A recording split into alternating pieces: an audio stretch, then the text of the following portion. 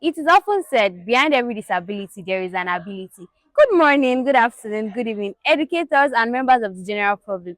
I am Eniola Azan, your host for Educators to the World. It's nice to have you again on another beautiful episode. Today, we bring to you one of the most crucial departments to mankind, the Special Department of Special Education. Good afternoon, ma'am. Good afternoon. How are I'm you? fine, thank you You very look much. very beautiful. Have Yeah, anybody told you that thank you today? very much. Yes. Can you introduce yourself to educators and the public? Okay, so good day, everyone. My name is Favor Ogidon from the Department of Special Education, currently in my final year, and I specialize in the unit of intellectual disabilities. Yes. Okay, so there is a unit of intellectual disability. I think we are ready for a long ride today. No problem. So, ma'am, we all hear special education and we want to know what is special and unique about special education. Can you educate us? Okay, so now the Department of Special Education I would say, is actually very unique. Now, it might come as because, it's my department and everything, but honestly, I believe it's a unique one because my department is one that does not just focus on the regular individuals alone.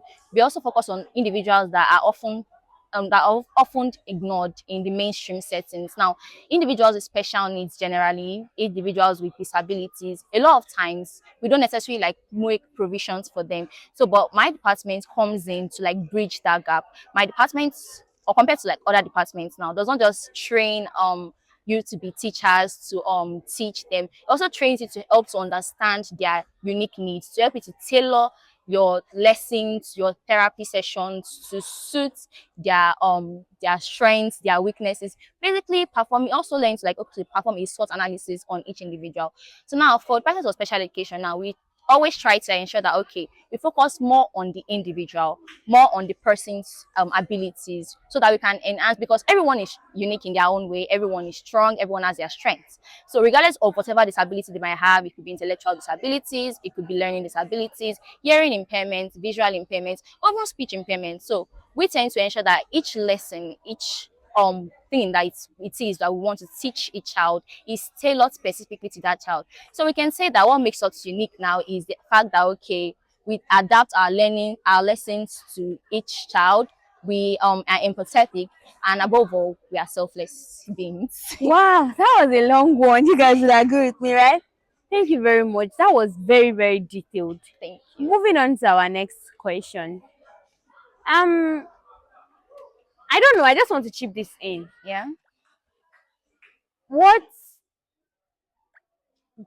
are the contributions of you analyzing or finding out disabilities or finding out strengths in disabilities? What is the contribution of special education basically to the society?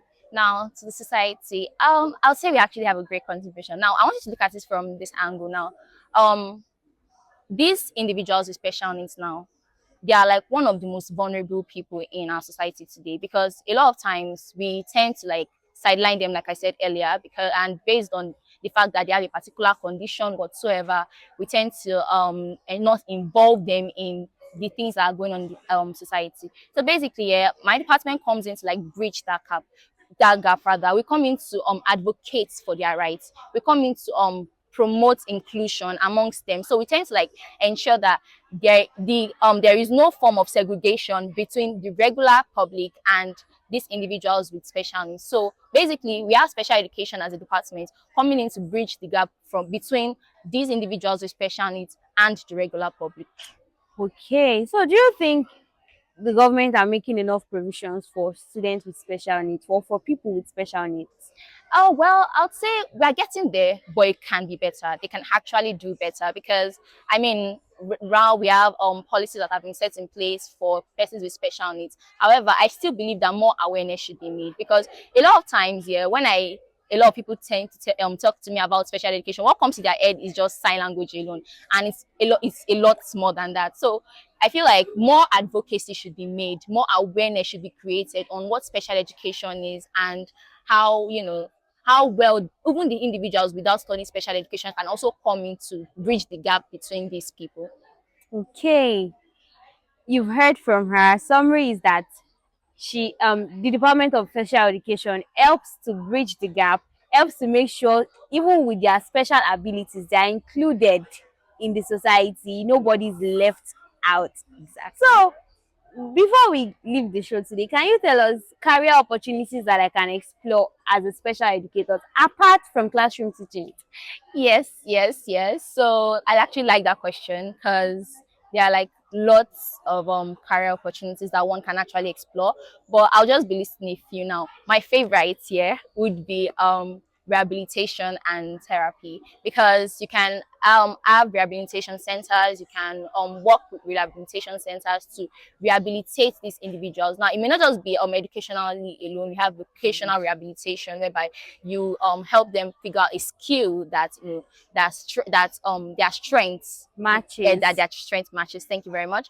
Then furthermore, we also have the likes of NGOs whereby you can advocate for them in the society, because like I said earlier, we need more advocacy, we need more awareness to be created. So we also have that too, as well as the of course the teaching aspect is also there. Then we also have the likes of occupational therapy whereby you come in to you help them with their daily living skills, acquisition of their daily living skills. We also have the likes of behavioral therapy.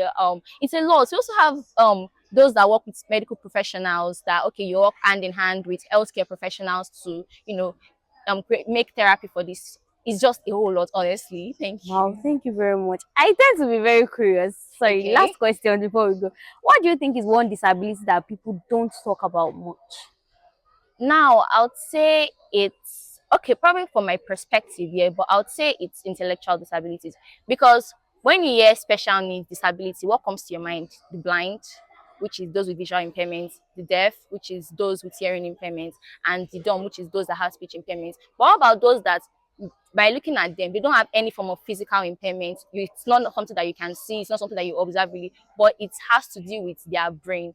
So at that point, that particular aspect is not really known to a lot of us. So I believe that the aspect of intellectual disability is something that a lot of people don't really know about, and they should actually do. Intellectual disabilities like ADHD, Yes, yes, autism, Down syndrome, Down and syndrome. exactly. Thank you very much, ma'am. I would say I had fun with you, and I'm sure my audience did too, right? So, with that, we come to the end of today's episode. For sponsorship, advert placement, and contributions, reach out to the Office of the PRO NUESA-UI via the numbers that will be projected on your screen. It was fun having you today, ma'am, Thank you very much. and it was Nice fun to be having my here. beautiful, amazing audience. Thank you very much. Bye bye.